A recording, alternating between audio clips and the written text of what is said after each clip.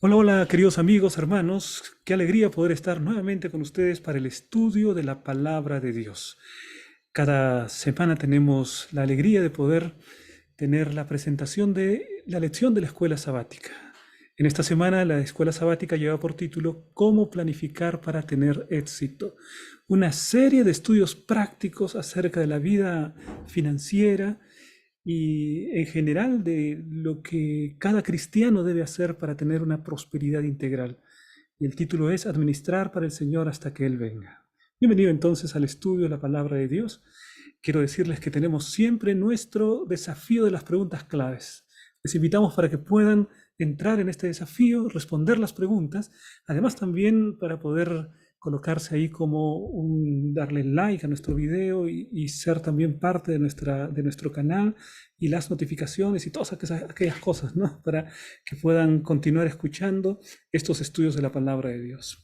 Bueno, la semana pasada tuvimos también a estos semifinalistas. Estaba nuestra hermana Josefina en quinto lugar, felicitaciones, Mauricio. En el tercer lugar, Emiliano. También tenemos al hermano Juan Martín y Leonor que están en el primer lugar. Así que felicitaciones, les animamos a continuar respondiendo a las preguntas claves de la lección de la escuela sabática. Tenemos también una cantidad de personas que nos han escrito y a los cuales saludamos. Ruth Alicia, que escribe, gracias hermano por el tiempo dedicado en preparar todo, PowerPoint, examen en PowerPoint, el Kahoot lo utilizamos todo. Bueno, qué bueno que estén utilizando. Les animamos hermanos para que en la descripción del video ustedes encuentren un link, accedan a los recursos que cada semana estamos brindando para la iglesia y hay varios maestros que le está siendo muy útil. Así que les animamos a dar una miradita, ¿no? Tania Guaitaya también, ella dice, soy maestra de escuela sabática y es importante sus aportes en el CREA, dice, ¿no? Y bueno, agradecemos esas palabras, Tania, también a Segundo, que está manifestándose allí, Juan Nutrilla, desde California, nos escribe, Fernando, Fabián, Freddy y Antonieta. Saludos para cada uno de ustedes, mis hermanos. También en la red social de Facebook tenemos algunos mensajes que nos mandan los hermanos, Abraham García, Segundo Reyes, saludos, Nereida González, mi querida hermana Nereida, saludos también, Norma Cárdenas, Edith Aina, Noé Taiña y Norma Cárdenas una vez más, Brigitte Sotomayor, Mónica Jordán, Rory, Leonor, Berta y Walter. Saludos para mis queridos hermanos que también estuvieron viendo nuestra programación en el Facebook. Bueno, mis hermanos, tenemos ahora la lección de la escuela sabática muy interesante que se está llevando a cabo durante esta semana. Vamos a ir con el motivo. Y entonces, lo que la lección de escuela sabática nos está desafiando es a la planificación para tener éxito. Para eso es necesario que empecemos reflexionando acerca de qué es el éxito. La definición de éxito puede darse de diferentes maneras, ¿no? Por ejemplo, si éxito significa que uno puede hacer todo aquello que a uno le gusta o lo que uno quiere, podemos encontrar extremos como que a una persona le gusta mucho tomar, entonces puede transformarse en un exitoso borracho, ¿no? O puede transformarse en un exitoso fumador, si hacer lo que a uno le gusta. El éxito entonces debe ser definido para que nosotros podamos saber cuál es la auténtica medida de una persona exitosa. Generalmente tenemos nosotros un estereotipo acerca de quiénes son los exitosos, ¿no? Vemos una persona muy bien vestida, un excelente trabajo, una gran cultura, una cantidad de dinero, un automóvil último modelo, son cosas que se nos vienen a la mente cuando pensamos en las personas exitosas. Pero veamos qué es lo que nos dice el diccionario. El diccionario, vamos a ver la primera acepción de la palabra éxito, que dice lo siguiente. Resultado feliz de un negocio, actuación. Resultado feliz, es decir, haber concretado algo que se ha planificado, haber alcanzado alguna buena negociación. Si es un artista, un actor, haber alcanzado una muy buena actuación, dependiendo de cuál es la meta que uno se traza, éxito significaría el alcanzar esa meta, el alcanzar de una buena manera el resultado feliz de un negocio, de una actuación, ¿no? Bueno, también hay una acepción, buena aceptación que se tiene de alguien o algo. Fin o terminación de un negocio o asunto. Terminó simplemente. Pero veamos esta primera parte. Resultado feliz de un negocio. Por ejemplo, en el ámbito deportivo, nosotros en nuestra selección nacional del Perú, no del fútbol, el fútbol es un deporte que apasiona mucho a los peruanos, y entonces recordamos cuando en el año 2017 aproximadamente, año 2018, se alcanzó un objetivo que hace muchos años no se lograba, ¿no? Que era clasificar al Mundial de Rusia en aquel entonces. Y llegó el partido final, hubo una gran celebración. Yo recuerdo haber visto camisetas peruanas por toda la ciudad de Lima, en todos lugares. Ahí estaban los jóvenes, los niños, los adultos, ancianos, todos felices, porque finalmente la selección peruana de fútbol había logrado clasificar al Mundial, ¿no? Fue un momento hermoso. Bueno, pasaron algunos años y la selección no clasificó. Podríamos decir que en los términos de esta definición, la selección el 2018 tuvo éxito porque alcanzó un objetivo y la selección en el 2022 no tuvo éxito, fracasó porque no alcanzó el objetivo, si nos atenemos a la definición que hemos dado. Y en el mundo, queridos hermanos, podemos también pensar que hay una gran cantidad de personas que podríamos denominar exitosas, aquellas que alcanzan objetivos en algunas áreas de la vida, ¿no? Por ejemplo, este famoso corredor, Usain Bolt, que estableció récords en los 100 metros planos y constituyó un deportista sumamente conocido a nivel del mundo, ¿no? O podríamos pensar, por ejemplo, en Lionel Messi, que alcanzó a ser el campeón mundial, ¿no? Alcanzó esa meta de ser campeón mundial, o quizá en el ámbito de las letras. Uno es un escritor peruano llamado Mario Vargas Llosa, que hace pocas semanas atrás, pocos días atrás, entró dentro de la Academia Francesa de la Lengua. Y esto constituye una cosa inédita porque siglos y siglos nunca había entrado a ser miembro de la Real Academia Francesa de la Lengua algún extranjero. Así que Mario Vargas Llosa alcanzó un objetivo, podríamos decir que se trata de un éxito.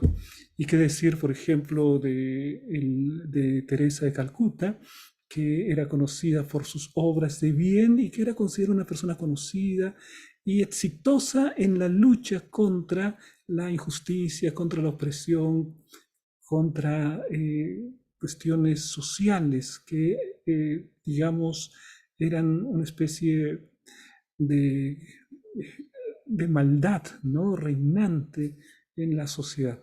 Y bueno, Bill Gates, ¿no? Que podríamos decir que también en los términos de la definición es una persona exitosa, ha alcanzado un gran nivel de vida.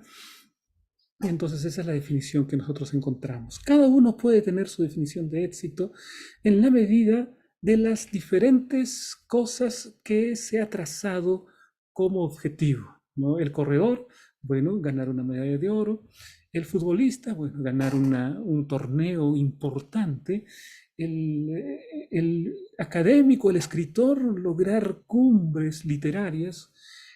Una persona que se dedica a la filantropía o una persona que se dedica a hacer el bien hacia los demás en la sociedad también puede alcanzar cierta relevancia cuando las personas reconocen en general. Todo esto tiene, mis hermanos, una, una cosa en común. Todas estas personas tienen en común el hecho que los demás los consideramos exitosos. Es decir, el consenso general, la idea de las personas, lo que los demás piensan, hace que los consideremos exitosos a ellos, ¿no? ¿Por qué? Bueno, porque creemos que ser campeón mundial o alcanzar una medalla o alcanzar un reconocimiento es realmente importante, no está reservado a muchas personas y vemos ahí en la cumbre a estas personas, es decir, hay un consenso en que eso es una gran cosa, ¿no es cierto? Un logro muy grande. Sin embargo, veamos aquí una de las acepciones o una de las definiciones de lo que es tener éxito. Me gustó mucho un escritor norteamericano, Ralph Waldo Emerson. Él dice lo siguiente acerca de lo que significa el éxito. Reír mucho y con regularidad. Ganarse el respeto de las personas inteligentes y el cariño de los niños. Ganar el aprecio de críticos sinceros y soportar la traición de amigos falsos. Apreciar la belleza. encontrar lo mejor de los demás, dejar el mundo un poco mejor, ya sea mediante un niño sano, un trozo de jardín o el rescate de un grupo social. Saber que por lo menos una vida respiró mejor porque tú has vivido, eso es tener éxito. Bueno, a diferencia de las personas que hemos mencionado anteriormente, que cada uno destaca en diferente área, por ejemplo, en una carrera de 100 metros, solamente uno es el que gana la medalla de oro. Los demás no ganan la medalla de oro. Solamente un equipo es el que llega a ser campeón mundial. Los demás en ese mismo torneo no llegan a ser campeón mundial, ¿no? Solamente un personaje es invitado para formar parte de esta Academia Francesa de la Lengua. Y así, cada una de esas cosas parece que llega a ser por el consenso general en la mente de las personas, muy pocas personas las que lo alcanzan. Pero de acuerdo a esta definición de éxito de este personaje, ese escritor famoso, todos nosotros podemos alcanzar el éxito.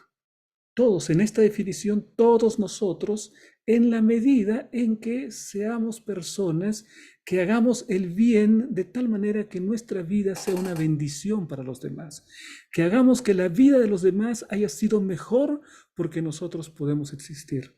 Si tú has existido y has hecho que tu vida sea mejor, haya sido que la vida de otra persona sea mejor porque tú estuviste presente, entonces esa es la medida de tener éxito. Muy linda definición, muy linda definición. Todos nosotros, si somos personas que hicimos felices a alguien o hicimos que su vida sea mejor, entonces podemos considerar que eso también es un éxito. Ahora, mis hermanos, veamos entonces qué es lo que la Biblia nos presenta acerca del éxito. En la Biblia hay un capítulo que es el de la galería de los grandes hombres de la fe. Ella encuentra un registro de los hombres exitosos en la palabra de Dios, hombres que tienen relevancia sobre todos los demás. Por ejemplo, dice la palabra de Dios, por la fe Abel. Entonces habla de Abel como un hombre exitoso. La Biblia también nos habla acerca de Noé y dice, por la fe Noé. Y habla de Noé como un hombre exitoso, ¿no? Y así cada uno, por la fe Abraham, por la fe Sara, por la fe José, por la fe Moisés, y la lista va continuando, ¿no? Y llega un momento en que el escritor bíblico ya cesa de decir los nombres propios y entonces empieza a decir estos y otros más.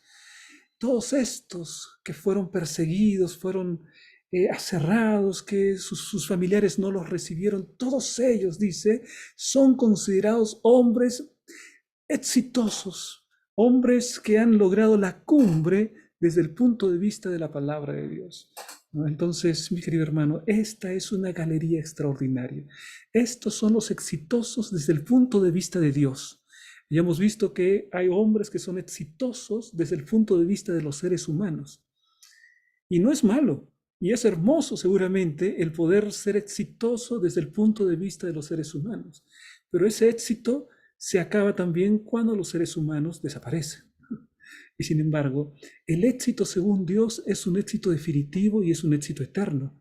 Porque si tú eres exitoso según la visión, según la perspectiva de Dios, según la perspectiva de Jesús, entonces eres un eterno exitoso, porque Dios es eterno. Y si eres exitoso en la visión de Dios, tu éxito pues es un éxito duradero, no es efímero, es un éxito eterno. En la palabra de Dios encontramos esta definición acerca de lo que realmente es el éxito. Dice Proverbios 22:4. Riquezas, honra y vida son la remuneración de la humildad y del temor de Jehová. Las riquezas, la honra y la vida viene a ser la parte de la coronación, dice allí, ¿no? Pero en realidad, el éxito, según la palabra de Dios, es el hecho de vivir una vida de humildad y de temor de Jehová, de obediencia al Señor. El temor es reverencia, el temor es obediencia a los principios de la palabra de Dios. Entonces, si somos obedientes a los principios de la palabra de Dios, el Señor nos garantiza un éxito que tiene que ver con el éxito desde la perspectiva de Dios, no de la perspectiva humana, que es tan variable, ¿no? A veces las personas admiramos a un gran líder, como fueron los alemanes antes de la Segunda Guerra Mundial, ¿no? Admiraban a un gran líder que era Adolfo Hitler, y después de un tiempo ese mismo líder fue denostado, fue, digamos, hasta casi quiere ser olvidado como uno de los más, porque es considerado como uno de los más grandes villanos, ¿no?, de la historia. Bueno, en la palabra de Dios encontramos lo que es realmente una prosperidad, un éxito que sea según la perspectiva de Dios.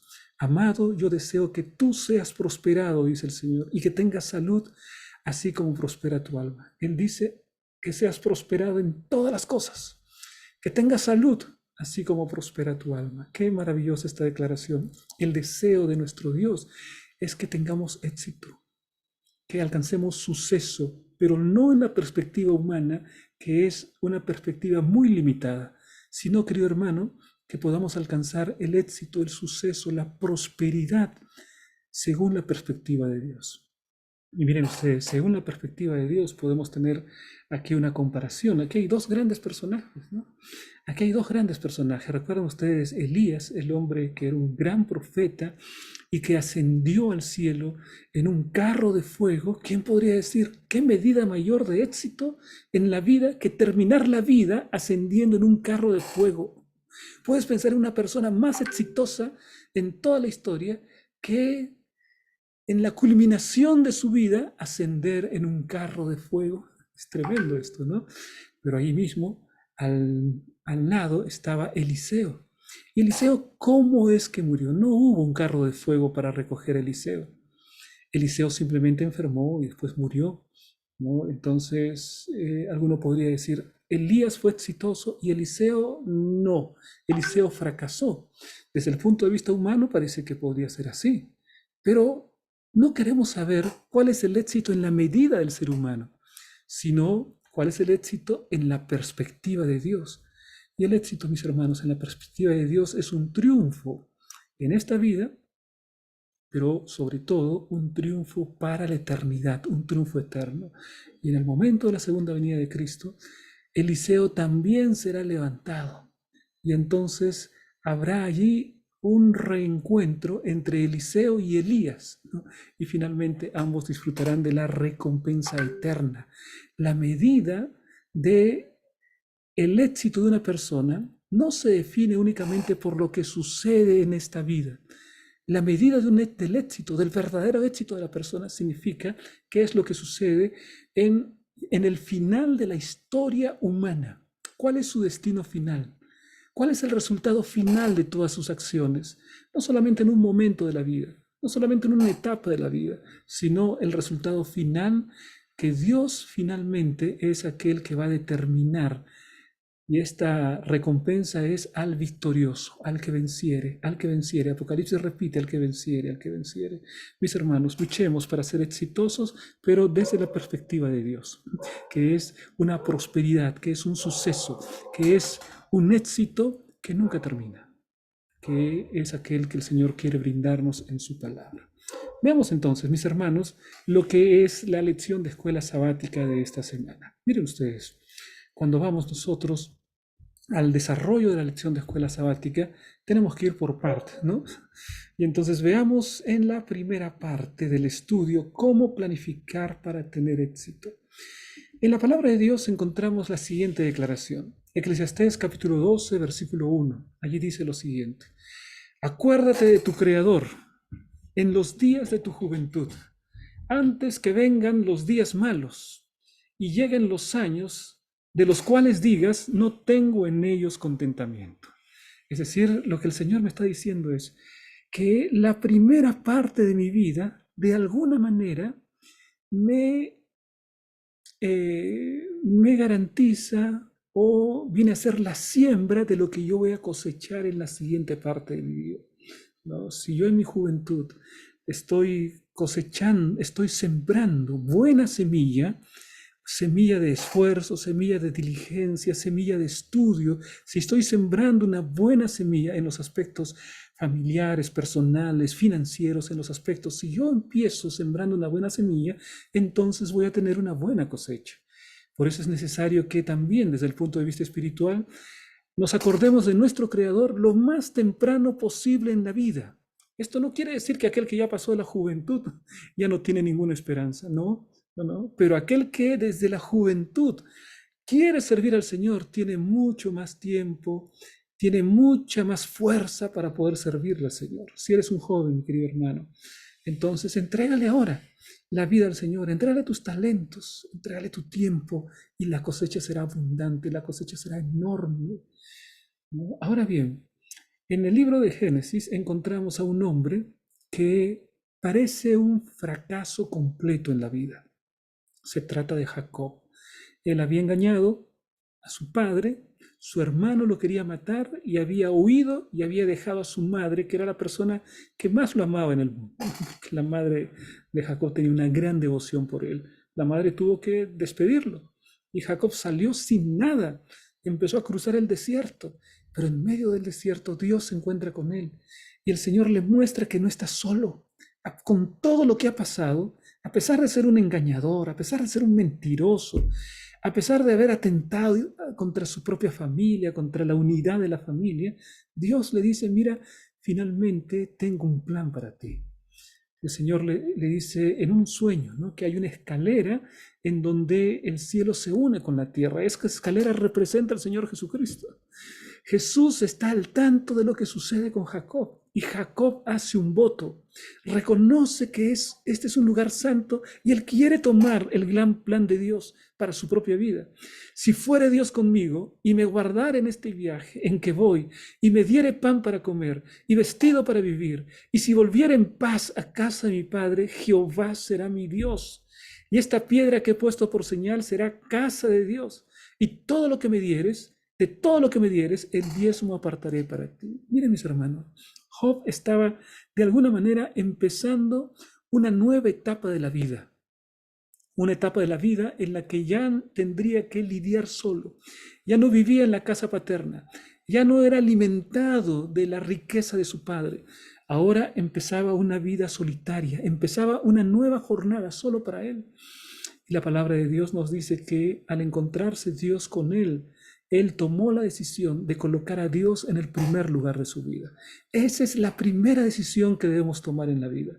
Hay grandes decisiones en la vida. ¿En quién voy a creer? ¿Con quién me voy a casar? ¿Y en qué voy a trabajar? ¿No? ¿A qué voy a dedicarme? Esas son tres grandes decisiones. De las tres, la más importante nos muestra Job, o nos muestra Jacob, perdón, estoy confundiendo, nos muestra Jacob. La más importante finalmente es ¿a quién vas a adorar? ¿Quién será tu Dios?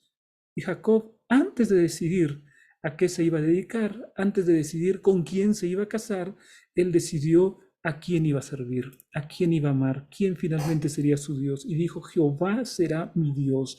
Primera gran decisión de la vida es poder afirmar nuestro amor y nuestra creencia y nuestra adoración al Dios verdadero. Y entonces los principios de la palabra de Dios, los consejos de la palabra de Dios empiezan a guiar las diferentes etapas de la vida. Un joven que acepta al Señor Jesús y que decide obedecer los mandamientos de Dios y seguir los principios de la palabra de Dios, entonces cuando elige una carrera estará determinado por los principios de la palabra de Dios. ¿Cómo va a servir? Y será diligente como Dios le pide que sea.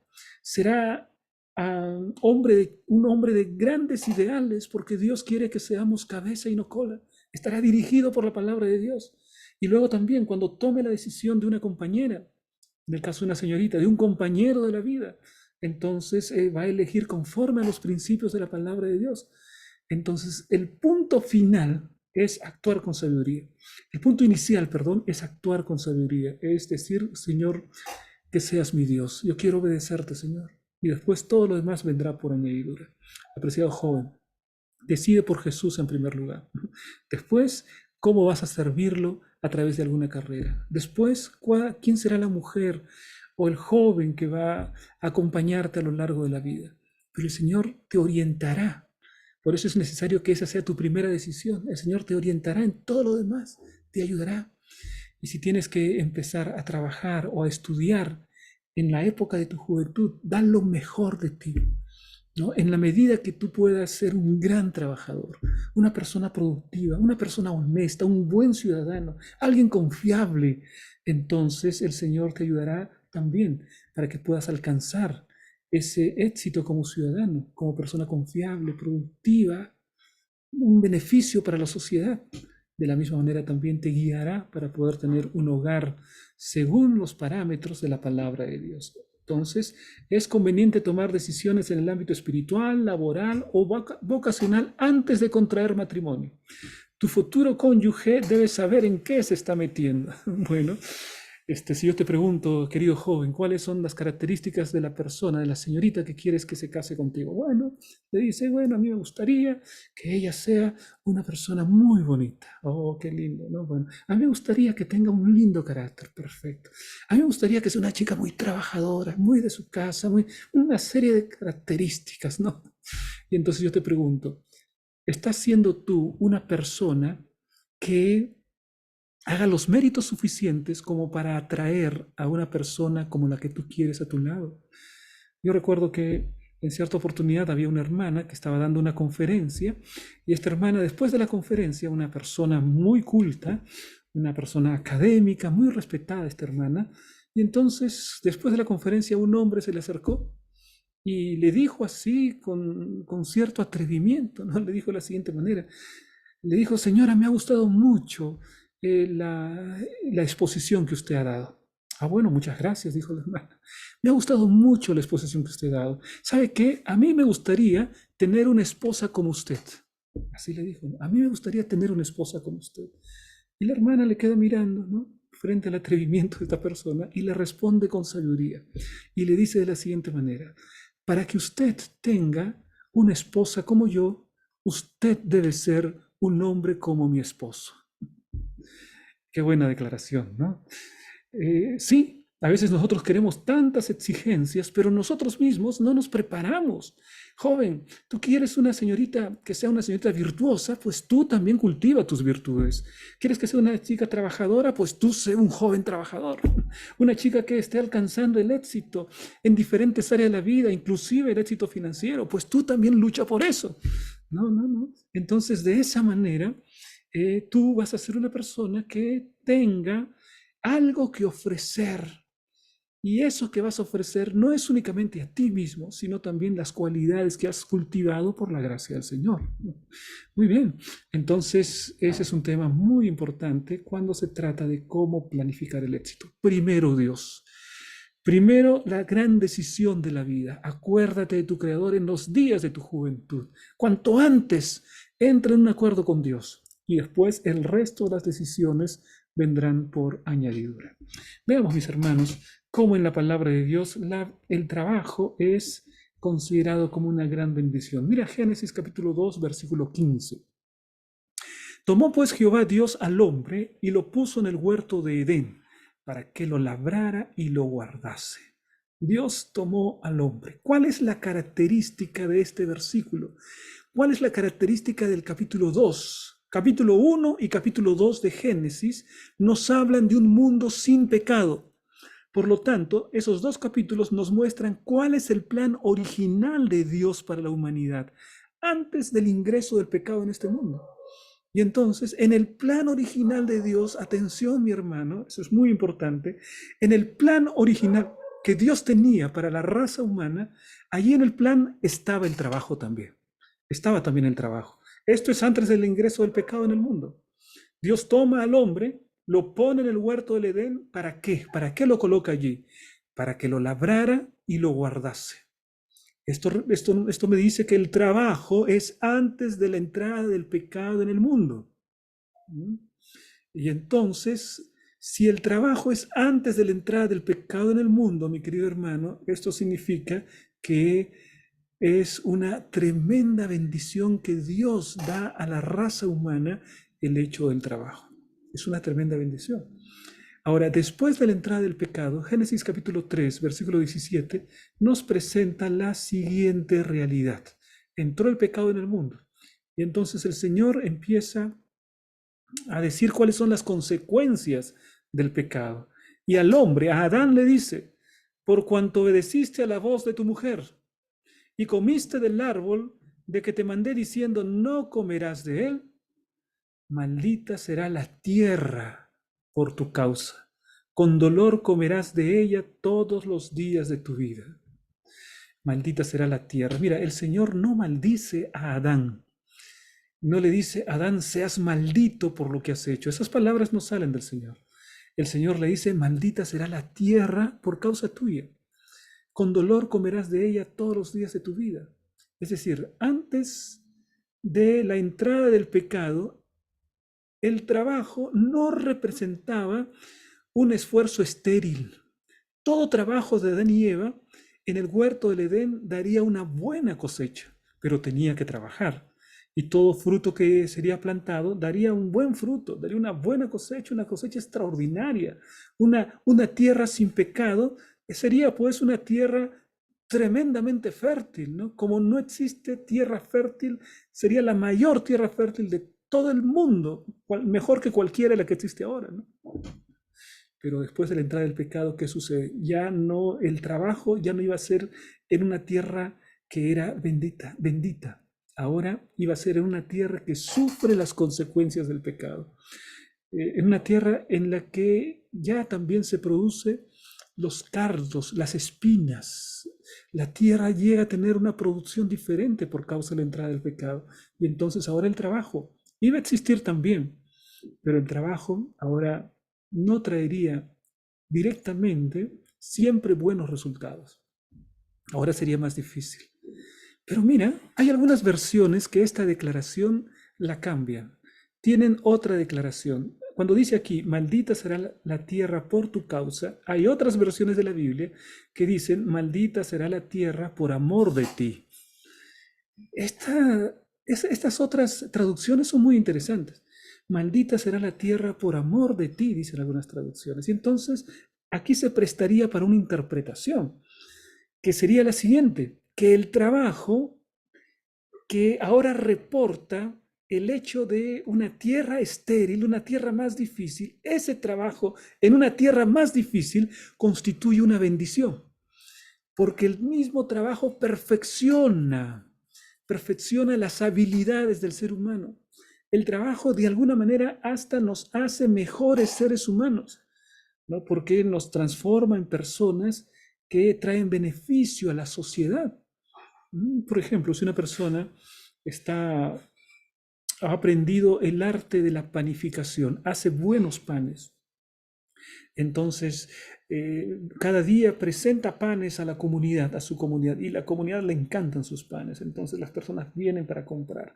Entonces, el hecho de poder hacer panes incluye varias virtudes necesarias. Levantarse temprano, ¿no? La responsabilidad, el pagar a los obreros adecuadamente, es decir, una cantidad de virtudes por el hecho del trabajo.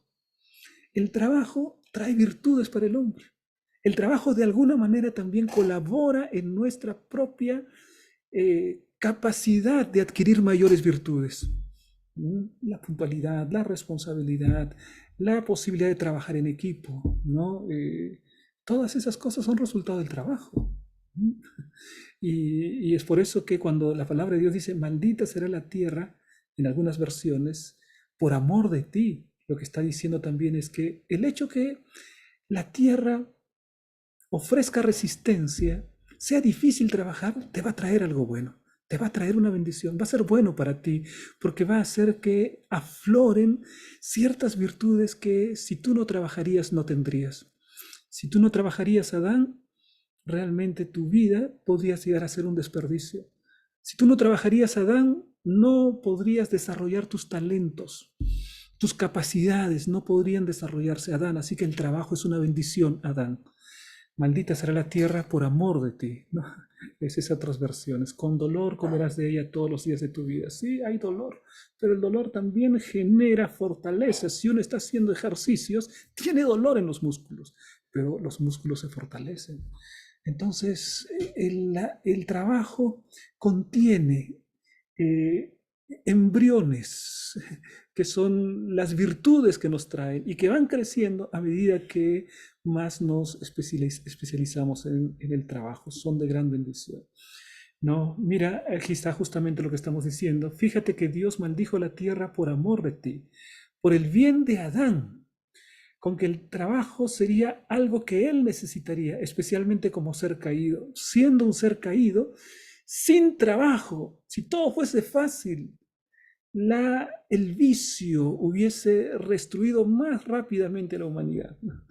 Pero el trabajo, el hecho que sea difícil, el hecho que haya invierno, el hecho que a veces las cosechas, el hecho que a veces haya tifones o haya plagas, que sea difícil ahora trabajar, genera en el ser humano la capacidad de poder desarrollar nuevas virtudes y nuevos talentos. Y eso resulta una bendición para el ser humano en particular y para la sociedad en general, ¿no? Porque todos nosotros, por ejemplo, nos vemos beneficiados cuando alguien inventa un software, como Bill Gates. Todos nosotros somos beneficiados cuando alguien inventa un automóvil, ¿no? Como Henry Ford. Es decir, como el trabajo es difícil y necesita inventiva y necesita que aflore nuestro genio y nuestra fuerza y nuestro talento, entonces logramos también beneficiar a la sociedad en su conjunto a través del trabajo. Qué tremendo el plan del Señor. Ahora veamos, mis hermanos, la época de los años productivos. ¿Cuáles se consideran los años más productivos de un ser humano? Cuando está en plenitud física y plenitud mental. A veces no coincide. Cuando es demasiado joven, está en plenitud física, pero todavía no está en plenitud mental, ¿no? Ni emocional a veces, ¿no? Cuando ya una persona va madurando, deja de tener plenitud física y tiene mayor plenitud intelectual, ¿no? Conocimiento. Los años productivos se sitúan en ese intermedio en el que uno está alcanzando la mayor plenitud física y al mismo tiempo también tiene una buena plenitud intelectual y emocional. Vamos a ver entonces esto. ¿Qué es lo que dice la palabra de Dios? Miren ustedes cómo el Señor responsabiliza a cada uno de los cristianos como un deber religioso la provisión para su familia. 1 Timoteo 5:8. Porque si alguno no provee para los suyos, y mayormente para los de su casa, ha negado la fe y es peor que un incrédulo. Mira, querido hermano, cómo el apóstol Pablo hace una vinculación entre el hecho de trabajar para proveer para su familia con la vida espiritual. O sea, está colocando el deber de trabajar para la familia, para la provisión de su familia, lo está colocando en un nivel espiritual. Porque dice, si alguno no provee para los suyos, especialmente para su casa, si el papá o la mamá no está proveyendo para su casa, ha negado la fe. Ese es un tema espiritual. El que niega la fe tiene un problema espiritual. Y es peor que un incrédulo. Puedes estar en la iglesia, puedes golpearte el pecho, todas las ceremonias listas, pero si no provees para tu familia, si no trabajas para tus hijos, para tu esposa, para las personas que el Señor te ha confiado, dice la palabra de Dios, has negado la fe. Y además te dice, eres peor que un incrédulo. Qué palabra fuerte, ¿no? Mira, mira cómo la palabra de Dios coloca en un lugar tan alto, tan prioritario, el hecho que el ser humano trabaje honradamente para proveer para su familia. Hasta se considera como un deber religioso, porque si no, has negado la fe. Ahora, Proverbios 14:23 dice, en toda labor hay fruto, mas las vanas palabras de los labios empobrecen. ¿Qué está diciendo aquí la palabra de Dios? Hechos y no palabras, ¿no? Está diciendo eso, ¿no? Un presidente peruano tenía ese lema, ¿no? Hechos y no palabras, Odrío. Y aquí es más o menos eso lo que dice, ¿no? En toda labor hay fruto, en el trabajo hay fruto, en toda labor hay fruto, mas las vanas palabras de los labios empobrecen, ¿no? Hay personas que son especialistas en hablar, están hablando de cosas tremendas, están hablando de proyectos inmensos, de cosas faraónicas porque él quiere conseguir y no quiere trabajar como obrero porque él dice que tiene que ser contratado como gerente directamente, ¿no? Habla de grandezas. En toda labor hay fruto, dice la palabra, en toda labor. Es decir, si estás limpiando la casa, estás limpiando una cocina, si estás limpiando el baño, cualquier cosa, en toda labor hay fruto. ¿No? Si estás haciendo el trabajo más humilde, si estás vendiendo en la calle, tus botellas de agua, si estás vendiendo alguna cosa, en toda labor hay fruto. Labor, hechos y no palabras, dice la palabra de Dios. En toda labor hay fruto. Colosenses 3:23, y todo lo que hagáis, hacedlo de corazón, como para el Señor y no para los hombres. Es decir, dar el máximo del esfuerzo. Cuando tú trabajas, mi querido hermano, vamos a suponer que tú eres un contador. Los contadores ya me han dicho varias veces que el tiempo más difícil de un contador es los fines de mes, ¿no? Cuando vienen los balances, tienen que las planillas, están todos desesperados porque las cosas se le acumulan, ¿no? Bueno, ese trabajo, si es un contador cristiano, tiene que hacerlo con tanto amor, con tanta dedicación, con tanto detalle, como si Dios es el que le revisase el trabajo. Por eso dice, hacedlo de corazón, como para el Señor. Entonces, si el contador hace una planilla y hace un balance como para el Señor, sin duda va a ser un tremendo contador. Y los jefes, sus empleadores van a estar contentos con él. Y ellos van a decir, no, es imposible que nos desliguemos de esta persona. Esta persona le trae un valor agregado a la empresa. Si la empresa no contase con esta persona, tendría que contar con dos más. Esta persona hace el trabajo de dos. Esta persona es muy buena. No podemos nosotros dejar de lado a esta persona, ¿no? Y entonces, mi querido hermano, cuando uno trabaja como para el Señor, los seres humanos están buscándote para que puedan darte un trabajo. Difícilmente te faltará trabajo. ¿Por qué? Porque estás trabajando como para el Señor. Cuando lo haces de corazón, cuando lo haces como para el Señor, hasta la cosa más simple se transforma en un deber religioso. Hasta la cosa más simple. Yo recuerdo muchos años atrás, cuando el Perú estaba en crisis inflacionaria, una crisis terrible en el Perú, ¿no? Estamos hablando de la década de los 80. Entonces yo escuché a un joven que tenía mi edad y que conversaba con otros jóvenes y que decía lo siguiente: hay dinero, hay bastante dinero, nos dice. El dinero está en la calle, solo hay que ir a recogerlo, decía él. Bueno, él ahora es un comerciante de gamarra. ¿Qué es lo que él hacía? Salía a vender botellas con agua, de cualquier cosita, y decía, mira, vendiendo ya sacaba su dinero. El dinero está regado. Y era la época de más crisis, ¿no? En el Perú. Pero la visión de este muchacho, una visión diferente, ¿no? Mientras todos decían, está faltando, está quejando, no hay problema, inflación, ¿no? Todo el mundo estaba descontento. Sin embargo, él decía, el dinero está en todas partes, decía. Solamente hay que ir a recogerlo. Mira la visión diferente, ¿no? Y bueno, este joven ahora es una persona con gran éxito financiero. Pero mira la diferencia en la visión que tenía respecto a las demás personas.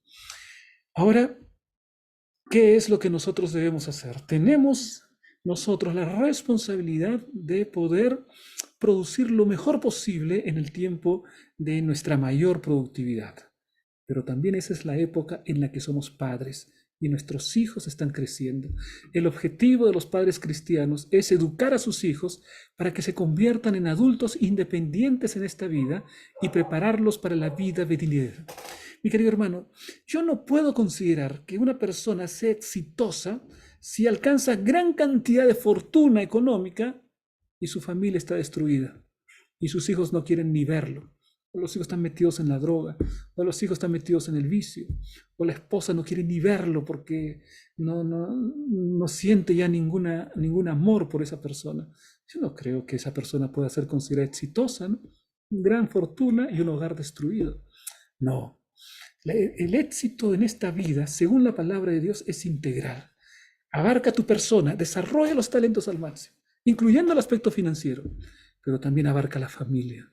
Entonces, 3 puntos que la lección remarca. En un hogar cristiano, es decir, que los padres puedan crear una atmósfera preciosa en que el niño pueda amar la vida cristiana. Punto número 2, aprecio por el trabajo. No decirle a los niños, no, hijo, yo no quiero que tú hagas esto porque yo ya pasé por eso y entonces no quiero que te pase lo que a mí me pasaba, ¿no? Y entonces les evitamos el trabajo y le hacemos un montón de cosas fáciles a los hijos que terminan destruyendo su carácter. Entonces es necesario que el niño pueda crecer con aprecio por el trabajo. Yo recuerdo un embajador que asistía a la iglesia, una iglesia en Lima donde asistía cuando era pequeño, y él era embajador de Norteamérica, ¿no? Y cosa interesante, que él enviaba a su hijo al aeropuerto y lo esperaba durante 2 horas, 3 horas los días domingos para poder lustrar los zapatos. Y se ganaba $1 con cada lustre de zapatos. En aquel tiempo era bastante, ¿no? Pero me sorprendía porque era un hombre con una posición económica encumbrada. Y sin embargo llevaba a sus hijos, a su hijo, para poder ser un lustrabotas, ¿no? Y cuando le preguntaban por qué hace eso, yo quiero que mi hijo sepa cuál es el valor del trabajo. Yo estoy educando un muchacho para que pueda ser exitoso. Qué cosa impresionante, ¿no? Una buena educación. Tenemos que valorar. Vivimos en un mundo, mis hermanos, en el que los sistemas educativos están tratando de poder llevarse a nuestros jóvenes, captar a los jóvenes, ya sea por razones ideológicas, por razones políticas, y hay ese tipo de educación que prácticamente es un adoctrinamiento. Por eso es que ahora más que nunca necesitamos de la educación cristiana, mi hermano.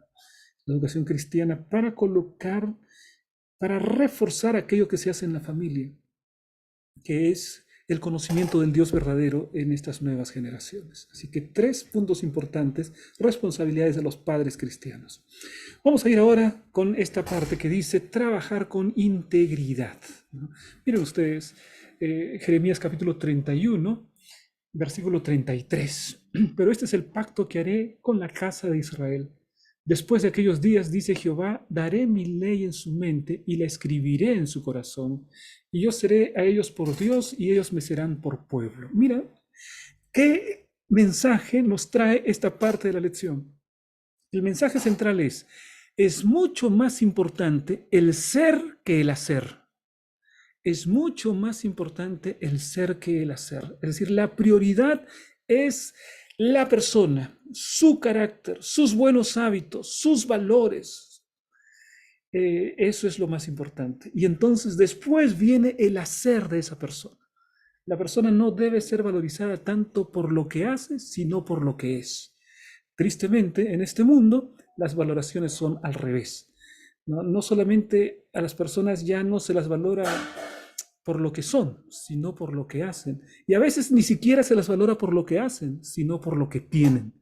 Y en este mundo, la valoración es completamente equivocada, ¿no? Tanto tienes, tanto vales. Se valora por lo que tienen, ni siquiera por lo que hacen. Pero en la Biblia lo más importante es valorar a las personas por lo que son.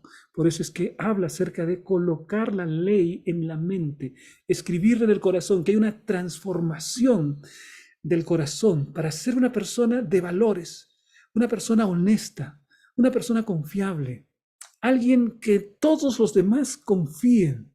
Miren ustedes Jeremías 22:1. De más estima es el buen nombre que las muchas riquezas, y la buena fama más que la plata y el oro. Uno de nuestros pioneros como iglesia fue a predicar en un lugar y para empezar su predicación les dijo, ¿quién es el hombre más honesto del pueblo? Bueno, le dijeron, este es el hombre más honesto del pueblo. Entonces con él empezó la predicación. Le hablaron acerca del mensaje adventista y esta persona aceptó y entonces se transformó en el primer adventista de ese pueblo. Siendo que la persona más honesta del pueblo era un adventista, el mensaje avanzó con facilidad en ese pueblo. De más estima es el buen nombre que las muchas riquezas. A veces hay personas que están obsesionadas con ganar dinero a toda costa, ¿no? Obsesionadas y son capaces de hacer cualquier cosa, hasta pisotear a los demás, hasta aprovecharse de los demás para ganar dinero. Ahora, mi querido hermano, si eres una persona buena, honesta, confiable, ética, eres una persona que genera confianza, seguramente muchas personas querrán negociar contigo. Seguramente muchas personas querrán hacer negocios contigo. Y si muchos quieren hacer negocios contigo por el buen nombre que eres, por la calidad de persona que eres, entonces seguramente tendrás también mucho dinero. Pero el punto principal es ser una persona con la suficiente entereza, integridad moral que atraiga a los demás, que los demás confíen y entonces seguramente, por eso la palabra de Dios dice, de más estima es el buen nombre que las muchas riquezas. A una persona mala se le acaban las riquezas, difícilmente va a poder recuperarse, ¿no? A una persona buena, honesta, ética, se le acaban en un momento las riquezas, seguramente por el buen nombre le será mucho más fácil otra vez recuperarse. Vamos a ver ahora, mis hermanos, que en la palabra de Dios se registran casos de empleadores que fueron bendecidos. Por ejemplo, cuando Jacob trabajó mucho en la casa de su tío Labán. ¿Mm?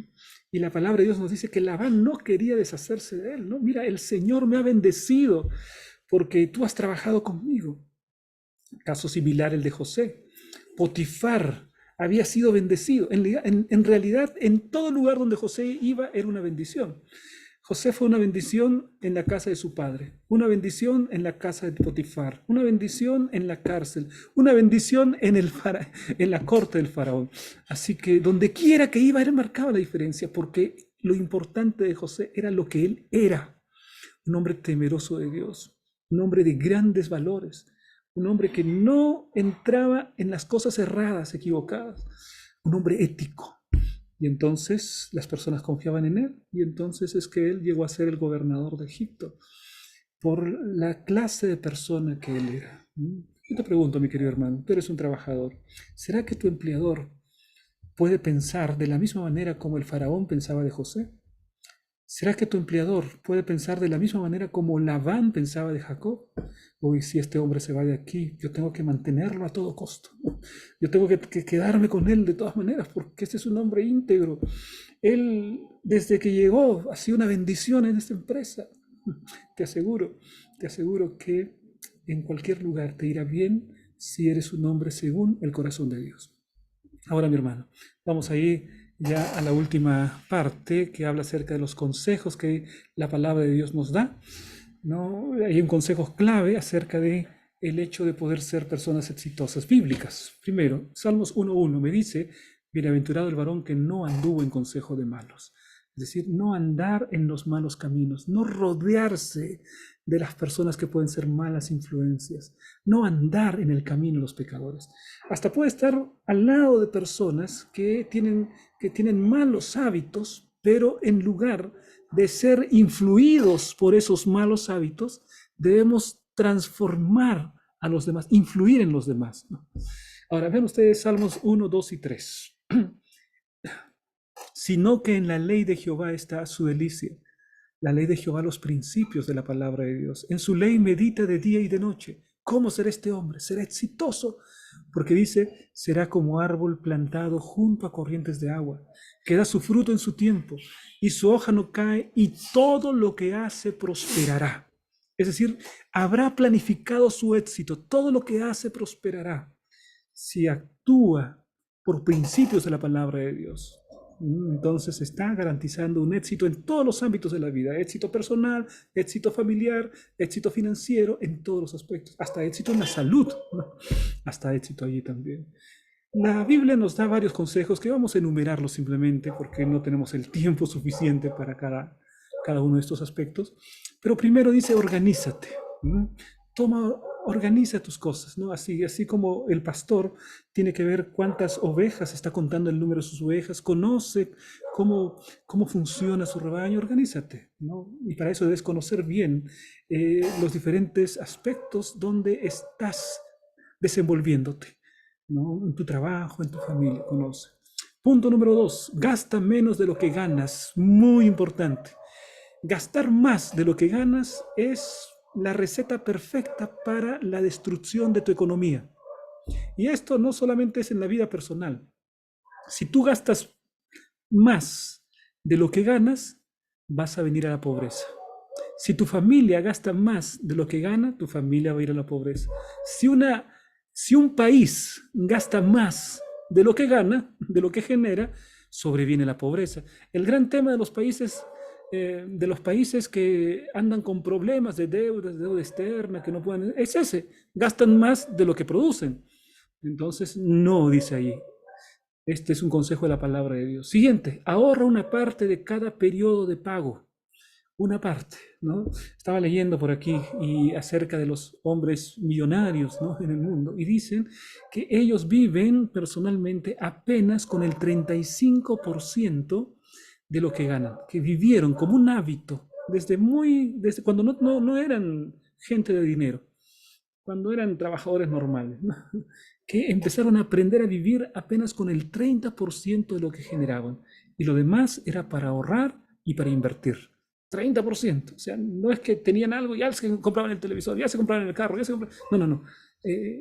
Aprendían a vivir con el 30% para después ahorrar e invertir el resto de sus ganancias, ¿no? Evita la deuda. Ya hemos visto eso. Hay que huir de la deuda.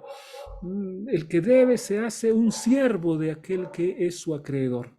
Sea un trabajador diligente, hacer las cosas bien, hacer las cosas con amor como para el Señor. Sé fiel a Dios en tus finanzas, los diezmos y las ofrendas. Sé un hombre fiel, coloca a Dios en el primer lugar. Recuerda que esta tierra no es nuestro verdadero hogar. No solamente pienses desde el punto de vista temporal aquí. Una riqueza apenas temporal. Haz tesoros en el cielo. Se trata de una riqueza eterna. De esta manera, mis hermanos, vamos entonces ahora a la parte del aplica. ¿Qué tenemos aquí? Una pregunta. ¿Cómo explicamos el hecho de que hay muchas personas muy exitosas que no siguen ninguno de los principios bíblicos sobre el manejo de la riqueza o la vida en general? Pastor, ¿cómo Bill Gates? Él no conoce los principios de la Biblia, o es un hombre, o tal persona, yo conozco tantos que no siguen los principios de la Biblia. Mira, mi querido hermano, para que el verdadero éxito, para que la verdadera prosperidad sea en la perspectiva de Dios, no se refiere únicamente a la prosperidad material y no se refiere únicamente al tiempo de vida que nosotros conocemos aquí. Es decir, en la perspectiva de Dios existe el tiempo en esta vida, pero existe también el tiempo en la eternidad. En la perspectiva de Dios, el exitoso tiene que ver con temer a Dios en esta vida, obedecerle en esta vida y vivir con Dios en la eternidad. Esa es la verdadera definición de prosperidad. Muchos de los mayores cristianos, por ejemplo el apóstol Pablo murió como un hombre pobre. Desde el punto de vista de los seres humanos había sido un fracaso. No tenía tierras, no tenía muchas posesiones. Hasta incluso cuando murió como el cabecilla de una secta que estaba incendiando Roma. Así que desde el punto de vista humano, Pablo habría sido un fracaso completo. ¿Qué decir de los apóstoles perseguidos, olvidados? Desde el punto de vista humano, si nosotros queremos medir el éxito de la vida de Pablo en términos humanos, serían un fracaso. El éxito de la vida de Esteban, incluso la propia vida de Jesús. Jesús podría ser considerado un fracaso porque muere entre delincuentes. Si juzgamos la vida únicamente en la perspectiva temporal, en la perspectiva de Dios, se tiene un panorama completo. Y cuando el Señor venga, los muertos en Cristo resuciten y los redimidos vayan a su hogar en el cielo y luego en la tierra nueva, las personas que formen parte del gran grupo de redimidos habrán tenido el éxito en la perspectiva de Dios. No importa si en esta tierra no alcanzaron el éxito en los términos humanos, pero alcanzar el éxito en la perspectiva de Dios es formar parte del grupo de los redimidos. Querido hermano, te invito para que podamos nosotros tener el éxito en la perspectiva de Dios, que esa sea nuestra mirada, que esa sea nuestra visión. Si nos toca tener gran éxito financiero en otras áreas de la vida, amén. Pero de lo que no puedes tú fallar, en el aspecto que no puedes fallar, es en el aspecto de tu eternidad con Cristo. Ese es un éxito que nosotros no podemos fallar, que no podemos dejar de tener. Mi querido hermano, vamos entonces ahora a las preguntas claves. Ahí están las preguntas las preguntas claves de esta semana. Te animo para que puedas entrar y dar la respuesta. Y te animo también, mi hermano, para poder hacerte un seguidor de este canal y también colocar un clic a la campanita de notificaciones, ¿no? Bueno, Dios te bendiga. Un gran abrazo. Nos vemos la próxima semana.